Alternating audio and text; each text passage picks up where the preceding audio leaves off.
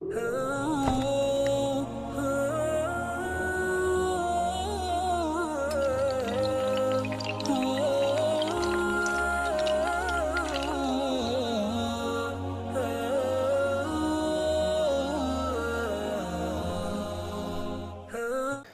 اللہ الرحمن الرحیم۔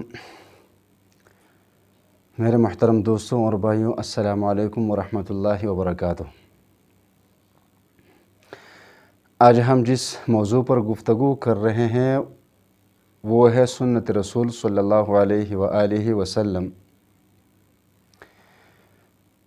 میرے خیال میں اس زمانے میں حضور صلی اللہ علیہ وسلم کی سنت کے ساتھ بہت زیادتی کی جا رہی ہے، اور ہم مسجدوں میں دیکھ رہے ہیں، خصوصاً جمعے کی نمازوں میں، کہ لوگ فرض نماز پڑھ کر سنت کو چھوڑ کر گھر چلے جاتے ہیں، اور کسی سے پوچھوں کہ بھائی آپ سنت کیوں نہیں پڑھ رہے ہیں، تو جواب ملتا ہے یہ فرض ہے، نہیں ہے، سنت ہے، لہذا اس کی ضرورت نہیں۔ تو میرے دوستوں اور بھائیوں، حضور صلی اللہ علیہ وسلم کی سنت اعمال میں بہت بڑا مقام رکھتی ہے، کہ ہم جو بھی فرض ادا کرتے ہیں یا واجبات ادا کرتے ہیں، تو انہی فرائض اور واجبات میں سنت کی کیا اہمیت ہے اور کتنا بڑا مقام ہے۔ حضور نبی کریم صلی اللہ علیہ وسلم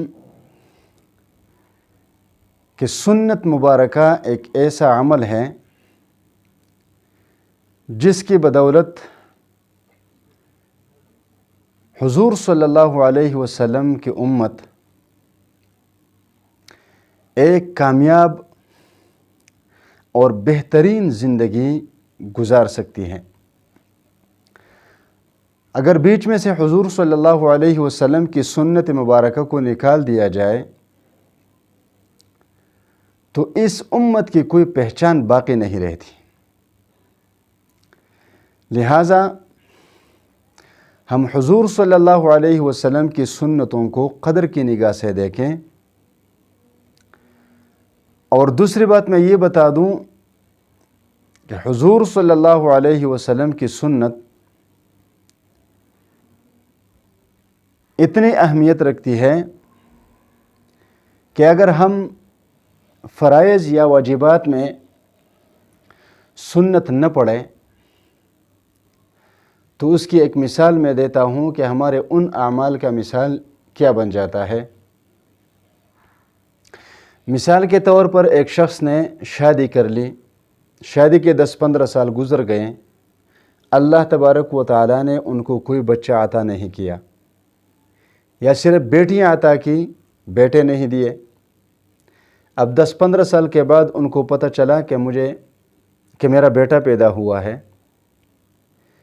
وہ خوشی سے بھاگ کر بیٹے کی طرف دیکھیں تو جب بچہ نظر آئے تو اس کے ہاتھ نہیں ہیں، یعنی دونوں ہاتھ نہیں ہیں۔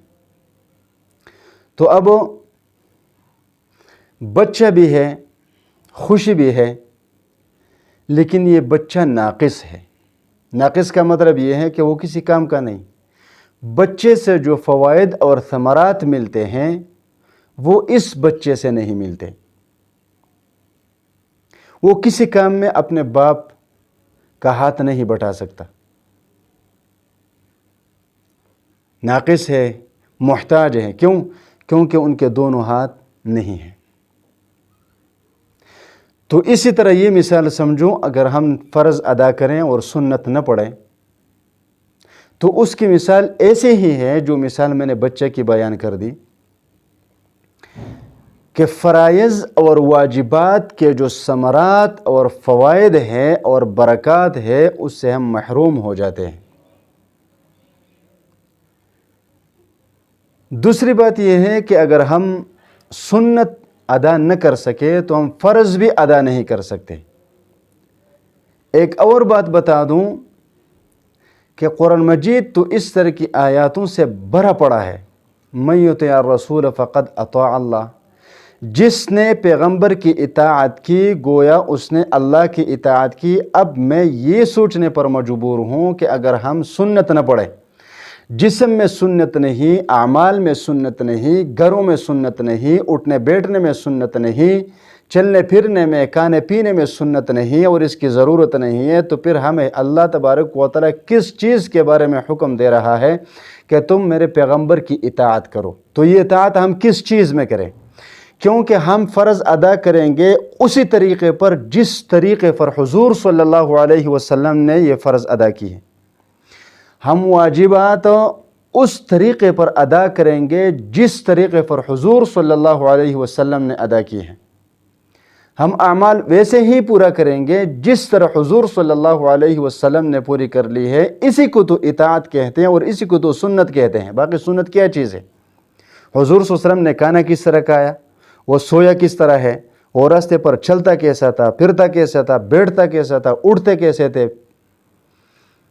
وہ گھر میں کیسی زندگی گزارتے تھے، بازاروں میں کیسے گزارتے تھے، وہ ہم عمر والوں کے ساتھ، بڑوں کے ساتھ، چھوٹوں کے ساتھ ان کی غمی اور خوشی وہ کس طرح وہ مناتے تھے۔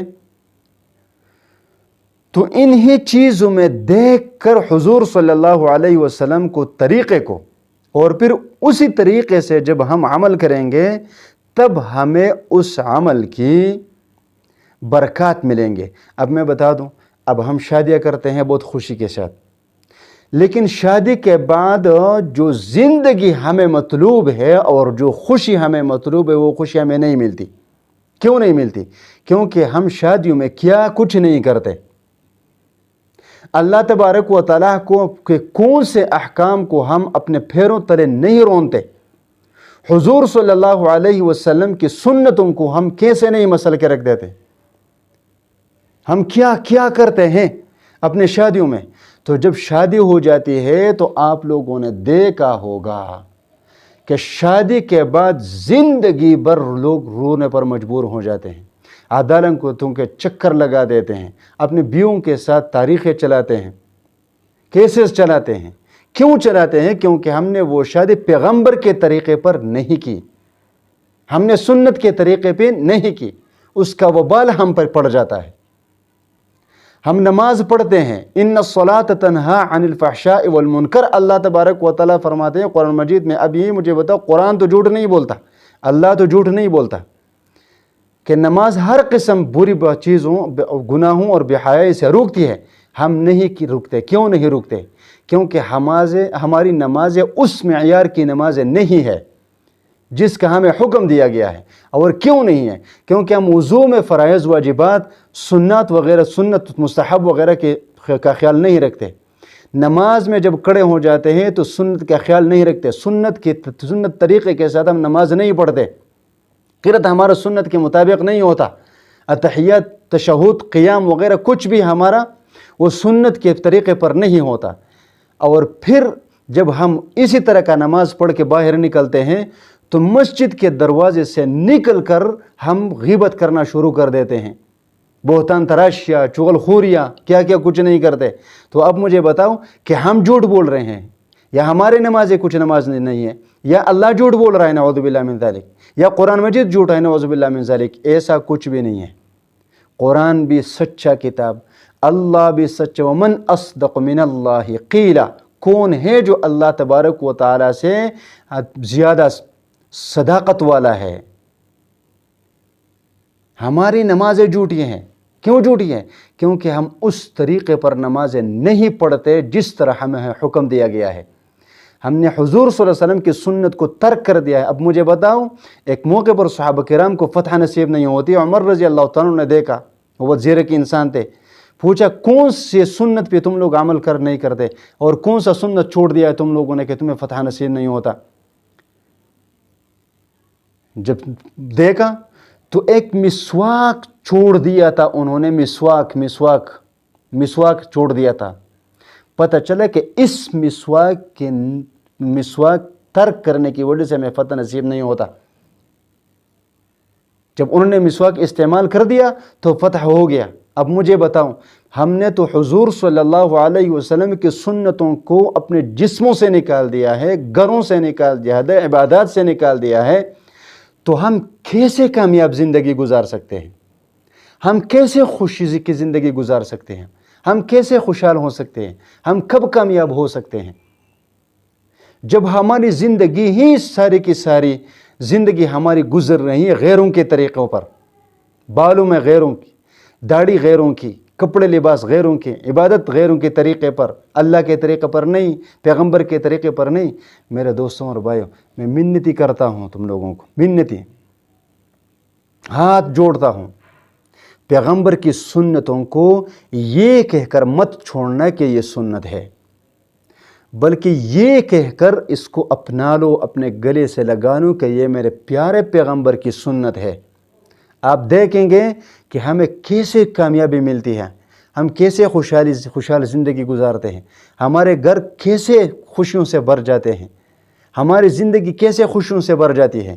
آپ دیکھیں گے، میں گارنٹی دیتا ہوں کہ ہم سنتوں پر عمل کریں گے تو اللہ تبارک و تعالی ہمیں دنیا اور آخرت میں سرخرو فرمائیں گے۔ اور اگر اسی طریقے پر ہم سنت کو چھوڑ کر کہ یہ سنت ہے، خدا کی قسم کامیابی کا راہ بھی ہم نہیں دیکھ سکتے، کامیابی کا راستہ بھی نہیں دیکھ سکتے کہ کامیابی ہوتی کیا چیز ہے، خوشی ہوتی کیا چیز ہے، ہم یہ بھی نہیں دیکھ سکیں گے انشاءاللہ تعالی۔ میں امید کرتا ہوں کہ آپ لوگوں کو یہ بات سمجھ آ گئی ہوگی، اور میں امید کرتا ہوں کہ انشاءاللہ تعالی جس نے بھی آج سے پہلے پیغمبر کی سنتوں کو چھوڑ دیا ہے، انشاءاللہ تعالی وہ اپنی باقی زندگی میں پیغمبر کی سنتوں پر عمل کریں گے تو اللہ تبارک و تعالی ہمیں دنیا اور آخرت میں کامیابی عطا فرمائیں گے۔ وآخر دعوانا الحمدللہ۔